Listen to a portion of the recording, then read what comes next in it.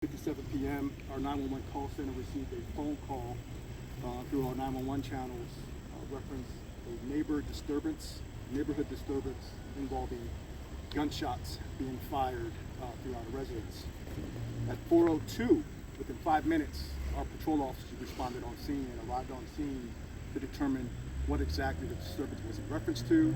And let me just remind you guys as well, please, is that this is still fluid, it's ongoing, and will continue over the next few days. So what I am not able to answer this evening, our public information officer, Sergeant Galliotto, will be putting something out to you guys tomorrow as well with some additional follow-ups based on our progression throughout the evening and into tomorrow morning. So at 4:02 p.m., within 5 minutes, our officers arrived on scene after receiving a call that there was an individual that was shooting a firearm by her residence. At 4:17 p.m., within 15 minutes, with officers on scene, patrol officers on scene, shots were fired at their direction as well. We did not return fire at that time. So at 6:09 p.m., our SWAT team, a little bit before that, our SWAT team was activated and responded, as well as our crisis negotiations team. So our crisis negotiations team was able to make contact with an individual residing at 859 Serenade Street Northwest. 859 Serenade Street Northwest. That individual was suspected to be the individual based on our information and witness statements from the neighbors and through our call center to be the individual that was shooting their firearms outside the residence, from inside the residence, through the residence, and then ultimately towards our police officers when they responded on scene shortly after 4:15 p.m. At 6:09 p.m., while our SWAT team was already on scene and our crisis negotiations team was actively engaging in negotiations with this individual, there was more additional shots that were fired by this person towards our SWAT team.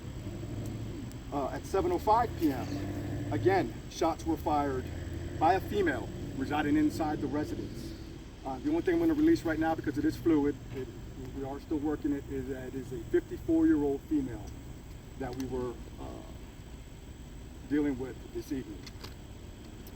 At 7:08, like I mentioned, shots were fired by the female, and we also returned fire as well. Around 7:19 p.m., through our investigative measures and through our tactics that our SWAT team deploys, we were able to identify that there was a deceased female inside the residence. Unknown whether it was self-inflicted or through the exchange of gunfire between police and this individual, but that will be investigated, obviously. So at this point forward, this investigation is being turned over to the Florida Department of Law Enforcement. They've already been notified, and they are en route to the scene as we speak. And our Brevard County Sheriff's Office will be assisting the Florida Department of Law Enforcement with regards to processing the scene.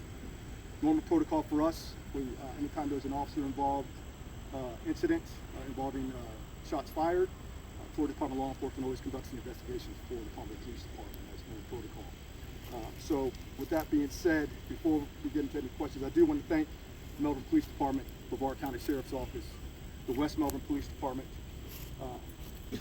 Palm Bay Police, or Palm Bay Fire Department, and Brevard County Fire Department as well for their assistance through all of this as well throughout the day. I do want to say thank you to our citizens that were on that street and in the surrounding neighborhoods for the last several hours, either evacuated or either unable to get back into their residence after a long day's work, because it was around that peak hour. People were coming home from work. They were fabulous. They were fantastic. I want to thank them for their patience and their cooperation. They weren't a hindrance whatsoever. And our number one priority is to make sure that everybody in our community is safe. And unfortunately today a life was taken, whether it was self-inflicted or through an exchange with law enforcement. That'll be determined later through the Florida Department of Law Enforcement. So with that being said, I open up for any questions.